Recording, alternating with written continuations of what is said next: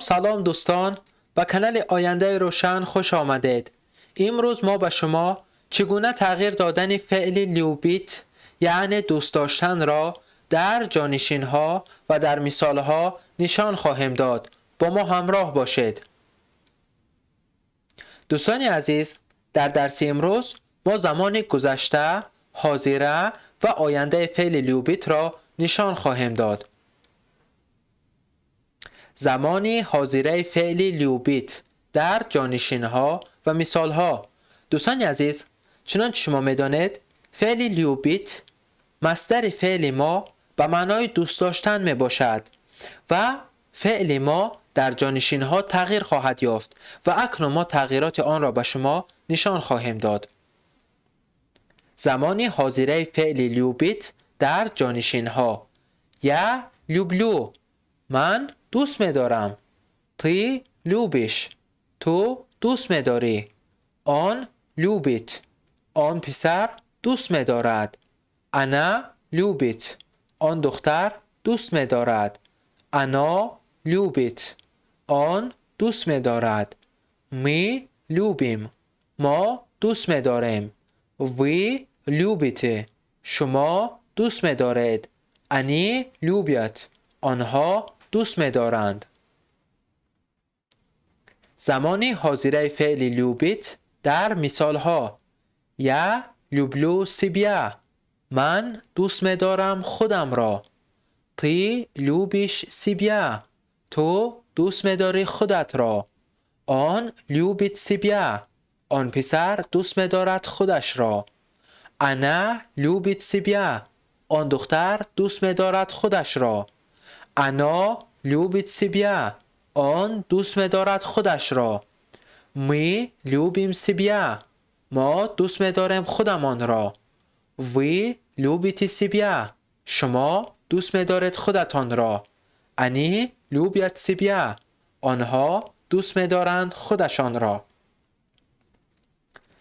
زمانی گذشته فعل لیوبیت در جانشین ها و مثال ها: یا لیوبیل، من دوست داشته ام. تی لیوبیل، تو دوست داشته ای. آن لیوبیل، آن پسر دوست داشته است. انا لیوبیلا، آن دختر دوست داشته است. انا لیوبیلا، آن دوست داشته است. می لیوبیلی، ما دوست داشته ایم. وی لیوبیلی، شما دوست داشته اید. انی لیوبیلی، آنها دوست داشته اند. یا لیوبیل تیبیا، من دوست داشته ام تو را. تی لیوبیل مینیا، تو دوست داشته ای مرا. آن لیوبیل تیبیا، آن پسر دوست داشته است تو را. انا لیوبیلا تیبیا، آن دختر دوست داشته است تو را. انا لیوبیلا تیبیا، آن دوست داشته است تو را. می لیوبیلی تیبیا، ما دوست داشته ایم تو را. وی لیوبیلی مینیا، شما دوست داشته اید مرا.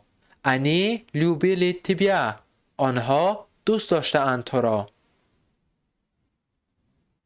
زمانی آینده فعل لیوبیت در جانشین ها و مثال ها: یا بودو لیوبیت، من دوست خواهم داشت. تی بودیش لیوبیت، تو دوست خواهی داشت.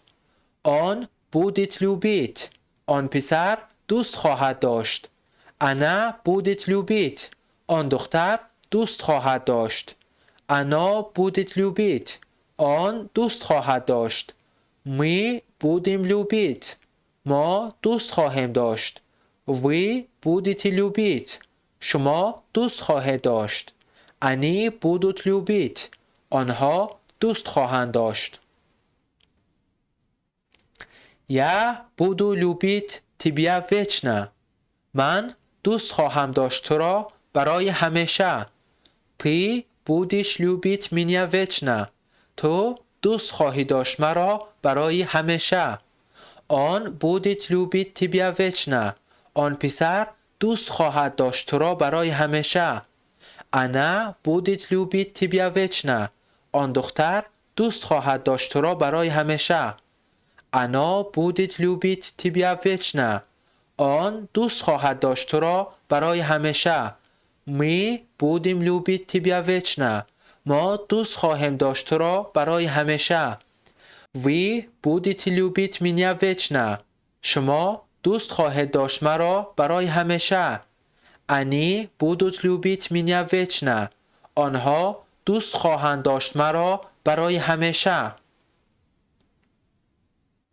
فعل لیوبیت در رد کردنی با سبب.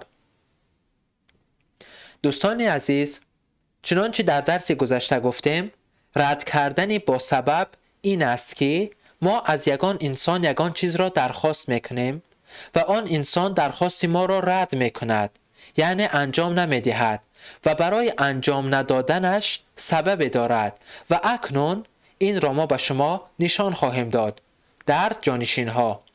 یا لوبیل بی، من دوست می داشتم لیکن یعنی یک دلیل دارد، یک سبب دارد برای دوست نداشتنش. تی لوبیل بی، تو دوست می داشتی لیکن. آن لوبیل بی، آن پسر دوست می داشت لیکن. انا لوبیلا بی، آن دختر دوست می داشت لیکن. انا لوبیلا بی، آن دوست می داشت لیکن. می لوبیلی بی، ما دوست می داشتیم لیکن. وی لوبیلی بی، شما دوست می داشتید لیکن. انی لوبیلی بی، آنها دوست می داشتند لیکن.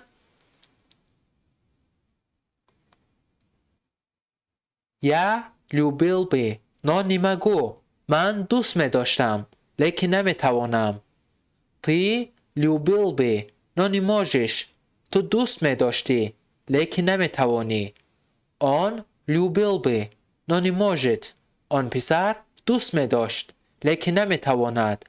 انا لوبیلا بی، نه نیماجت، آن دختر دوست می داشت لیکن نمی تواند.